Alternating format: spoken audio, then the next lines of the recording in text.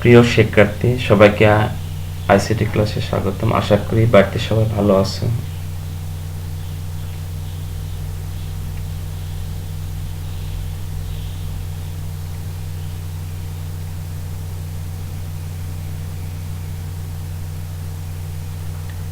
শিক্ষক পরিচিতি স্ক্রিনে আমার পরিচয় দেখতে পাচ্ছ। আমি উত্তম কুমার সরকার।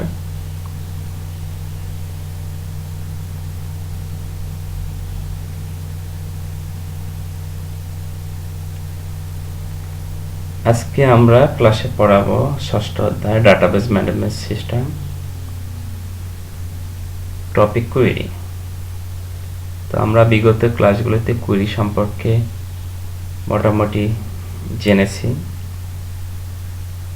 তো কুয়েরি কি তোমরা সবাই জানো। তোমরা জানো কোনো ডাটাবেসের টেবিলে লক্ষ লক্ষ বা কোটি কোটি রেকর্ড থাকে। একটি টেবিলে অসংখ্য রেকর্ড বা তথ্য থাকতে পারে। কোনো রেকর্ড খুঁজে বের করার জন্য একটা একটা করে পুরো টেবিল খোঁজা আমাদের পক্ষে সম্ভব না। তাতে কয়েকদিন এমনকি কয়েক মাস সময় লেগে যেতে পারে। তাই খুব দ্রুত এবং সহজে ডাটাবেস টেবিল থেকে প্রয়োজনীয় সংখ্যক রেকর্ড খুঁজে বের করার কার্যকরী ব্যবস্থাই হলো query.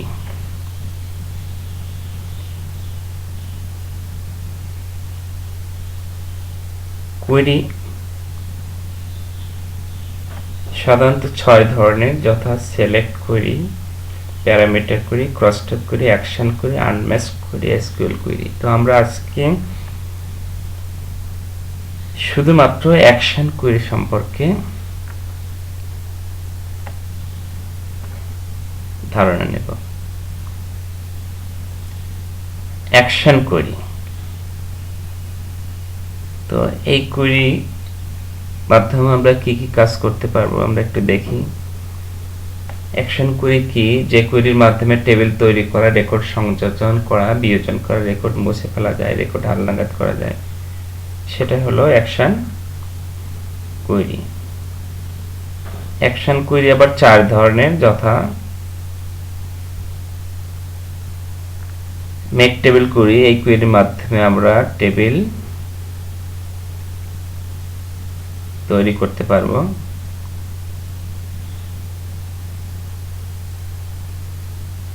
Append query, delete query, update query. অর্থাৎ অ্যাকশন কুয়েরির মাধ্যমে আমরা 4 ধরনের কাজ করতে পারি। মেক টেবিল, টেবিল তৈরি করা; অ্যাপেন্ড কুয়েরি, টেবিলে কোনো রেকর্ড সংযোজন করা; ডিলিট কুয়েরি, টেবিল থেকে কোনো রেকর্ড মুছে ফেলা; আপডেট কুয়েরি, টেবিল বা ফাইলে আমরা কোনো রেকর্ড হালনাগাদ করতে পারি।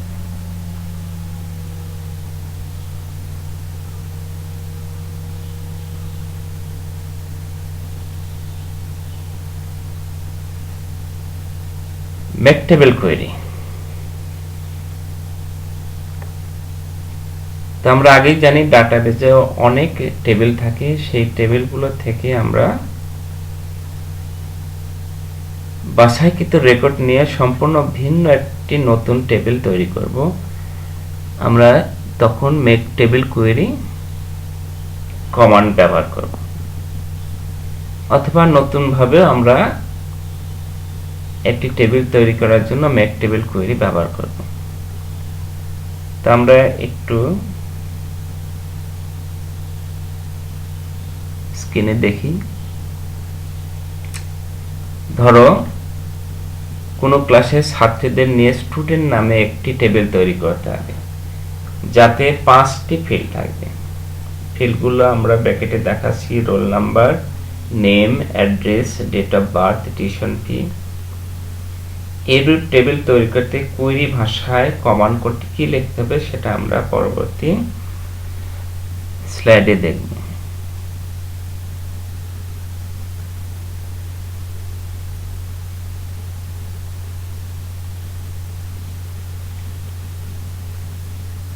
মেক টেবিল কুয়েরি কমান্ড কোডটি কি?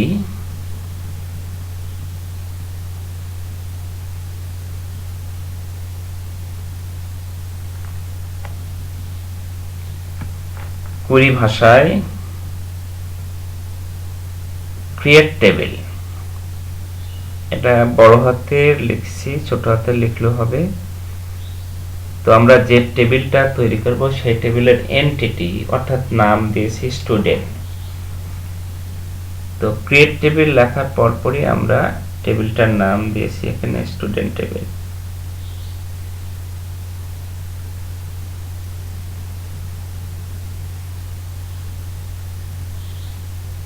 Bracket, first bracket, opening bracket.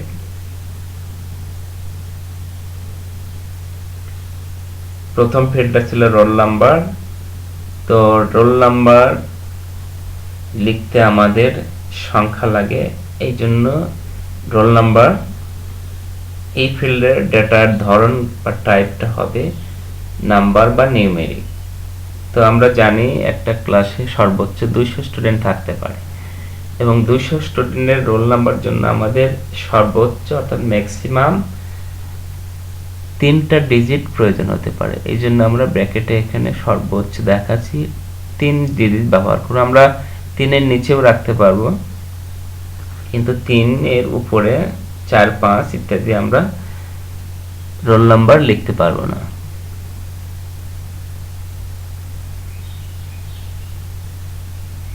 কমা,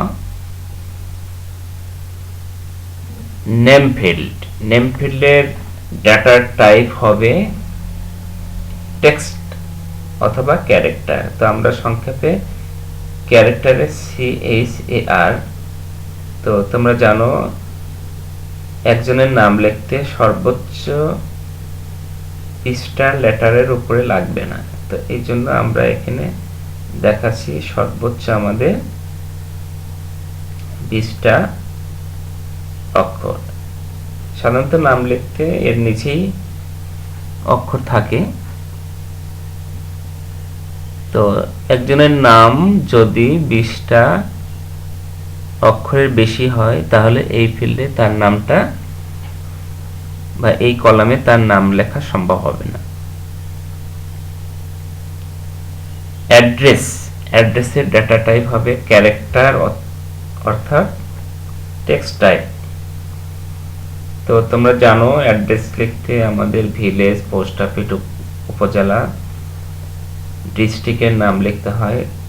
তো এগুলো লিখতে আমাদের এখানে দেখাইছি যে সর্বোচ্চ 60টা লেটার প্রয়োজন হতে পারে, সাধারণত এর নিচেই থাকবে।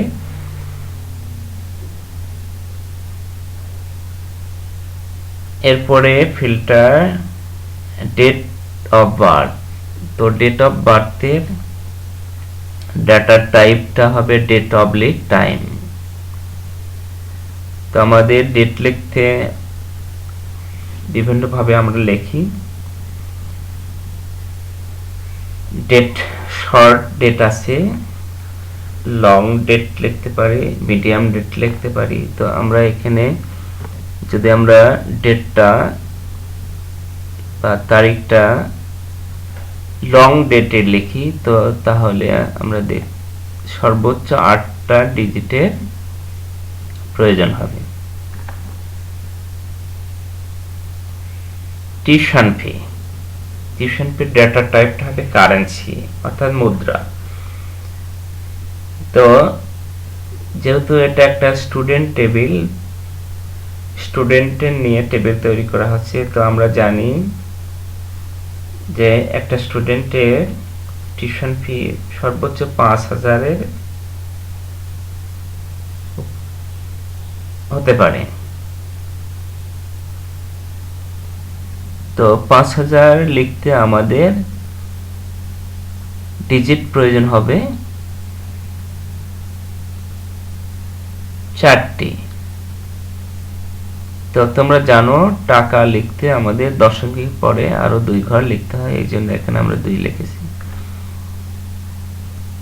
এটা 2টা দশমিকের পরের 2 ঘর, আর 4টা দশমিকের আগে 4 ঘর পর্যন্ত আমরা লিখতে পারব।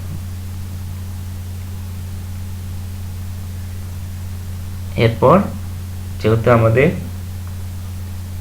টেবিলটা হবে 5 কলাম বিশিষ্ট অর্থাৎ ফিল্ড থাকবে 5টি। ফার্স্ট ব্র্যাকেট অর্থাৎ ব্র্যাকেট ক্লোজ করে দিলাম, সেমিকলন। কোডের ভাষা অনুসারে আমরা এখানে একটা সেমিকলন দেব।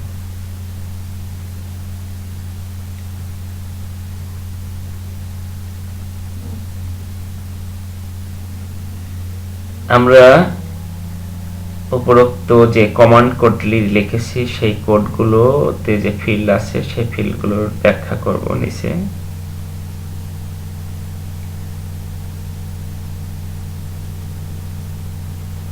প্রথম ফিল্ড ছিল রোল ফিল্ড,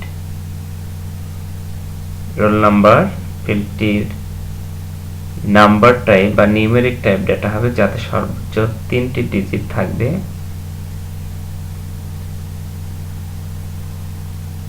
পরের ফিল্ডটি নেম ফিল্ডের ডেটার টাইপটা হবে ক্যারেক্টার অথবা টেক্সট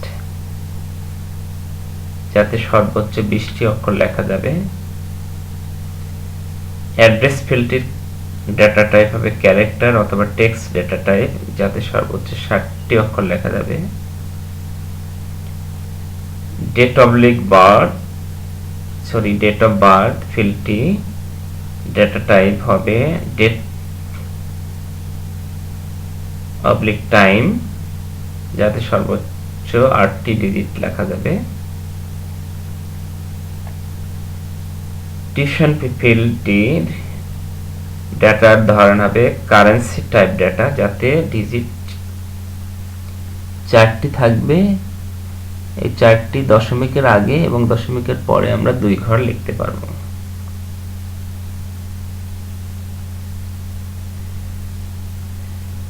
এখন যে আমরা কুয়েরি কমান্ড মেক টেবিল অর্থাৎ টেবিলটি তৈরি করার জন্য যে কুয়েরি কমান্ডটি লিখেছি সেটি যদি রান করা হয় তাহলে রান শেষে আমরা নিচের ফলাফলটি পাব। টেবিলটার নাম দিয়েছি স্টুডেন্ট টেবিল, এটা টেবিলটির বা ফাইলটির এন্টিটি। এখন তোমরা দেখো টেবিলটির প্রথম ফিল্ড রোল ফিল্ড, তারপর name field, address field, date of birth, tuition fee.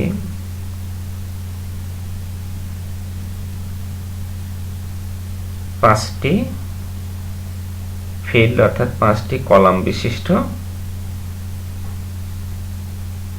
Table, যে টেবিলটির নাম student table.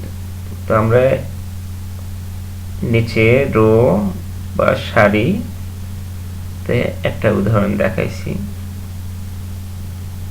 Role 101 Nasima Akter. Nasima আক্তারের অ্যাড্রেস দেওয়া আছে, তার ডেট অফ বার্থ দেওয়া আছে, টিউশন ফি দেওয়া আছে। তো শিক্ষার্থী তোমরা দেখো টিউশন ফির দশমিকের আগে 4টা ডিজিট আছে, দশমিকের পরে 2 ঘর আছে। তো দশমিকের আগে 5টা ডিজিট অর্থাৎ 5 ফিগারের টাকার অঙ্ক এখানে বসানো সম্ভব হবে না, যেহেতু আমরা কোডে দেখাচ্ছি সর্বোচ্চ 4 ডিজিট লিখতে পারবো।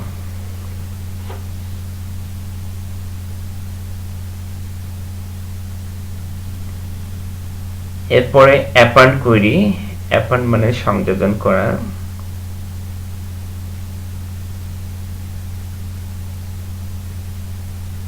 অ্যাপান্ড অর্থ সংযোজন করা। ডাটাবেস টেবিলে এক বা একাধিক রেকর্ড সংযোজনের জন্য যে কোয়েরি ব্যবহার করা হয় তাকে অ্যাপান্ড কোয়েরি বলে। এখানে আমরা একটি table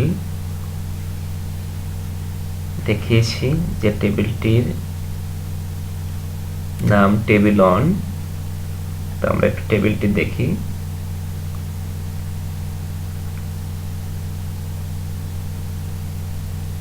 টেবিলটির entity table on,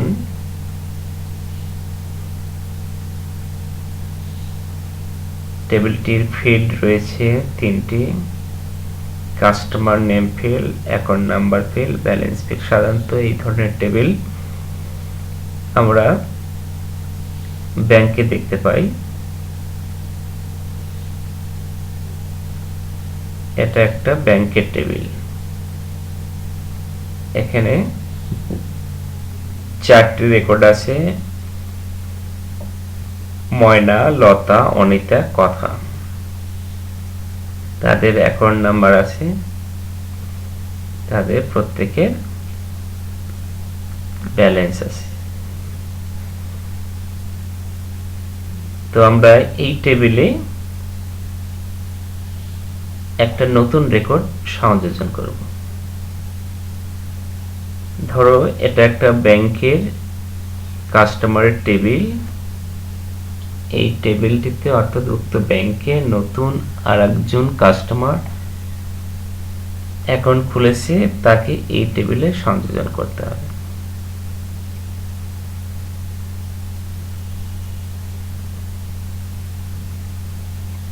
table on, টেবিলটিতে আরো একটি রেকর্ড, ধরো অর্পিতার রেকর্ড সংযোজন করতে হবে। অর্থাৎ ওই ব্যাংকে অর্পিতা নামে আরেকজন একটি অ্যাকাউন্ট খুলেছে, তাকে টেবিল অনটিতে সংযোজন করতে হবে। এটি করার জন্য আমাদের কুয়েরি ভাষায় কি কমান্ড কোড লিখতে হবে সেটি আমরা এখন দেখি। অ্যাপেন্ড কোয়েরি এর কমান্ডটি নিম্নরূপ। অ্যাপেন্ড সংযোজন কোন টেবিলে করব? Table on.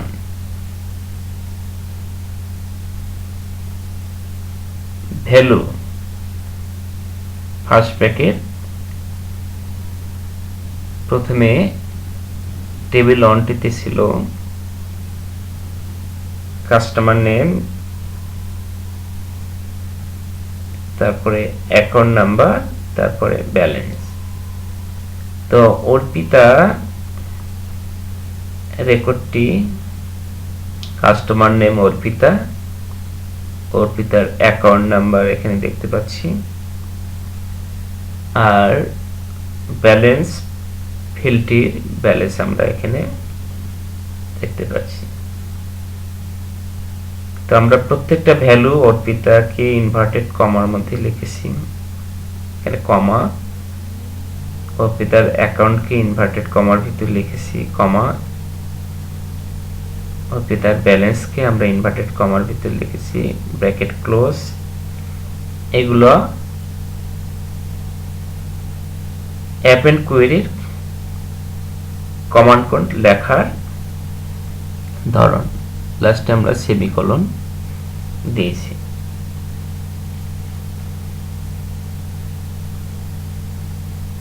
এখন এই কমান্ডটি রান শেষে ফলাফল আমরা কি দেখব সেটা দেখি। আমরা কোয়েরিকৃত অর্থাৎ সংযোজন দেওয়ার ফলে যে টেবিল তৈরি হবে সেই টেবিলের নাম দিচ্ছি টেবিল 2, অর্থাৎ দ্বিতীয় টেবিলটির এন্টিটি হচ্ছে টেবিল 2। তো আমরা এখানে দেখতে পাচ্ছি টেবিল অনটিতে আমাদের রেকর্ড ছিল 4 জনের, 4টি রেকর্ড ছিল। এখানে অর্পিতার রেকর্ডটি সংযোজন হয়েছে।